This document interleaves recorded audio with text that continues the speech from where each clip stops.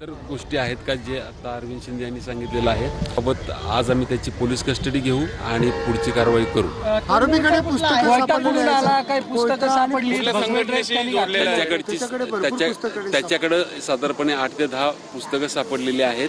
ती साधारणपणे रेल्वे प्लॅटफॉर्मवरती वगैरे जी मिळतात, जीवन कसं जगावं किंवा संस्कृती धर्म याच्या संदर्भातली पुस्तकं आहेत।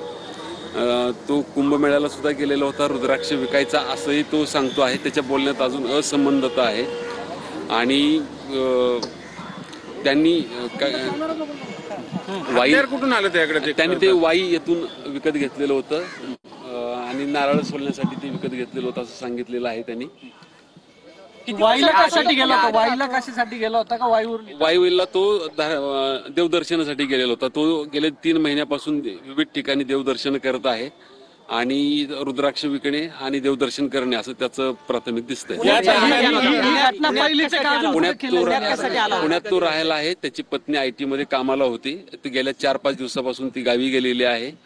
हाही तिच्यासोबत जाणार होता, परंतु तो कधी त्याच्या मुडी स्वभावामुळे तो गेलेला नाहीये। लष्करी गीत गातो सर लष्करी गीत गातो, लष्कराचे कपडे सुद्धा असल्याचे काय नाही, मला त्याबाबत माहिती नाही। पुढील तपासात अन्य गोष्टी मूळचा वाराणसी नाही, अद्यापर्यंत त्याच्यावरती प्रिव्हियस गुन्हे दिसत नाहीयेत। तो मूळचा वाराणसीचा आहे। त्यांनी काय या दरम्यान तो कुठल्या संस्थेला भेट दिली, कुठल्या शिबिराला भेट दिली, कुठे ब्रेन वॉशिंग झालं त्याचं नाही, त्याचा मोबाईल ताब्यात आहे। अधिक तपास करू। काय घेतलेलं होतं ड्रिंक किंवा काय ड्रग्स? नाही, नशा केलेली होती, नशेच्या स्वरूपात काय केलंय?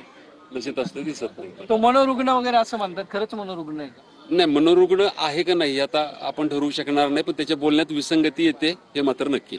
म्हणजे ठरवून केलंय त्यांनी हे? ते तपासात निश्चित होईल काय केलं। बस हिंदी घ्यायची त्यांनी या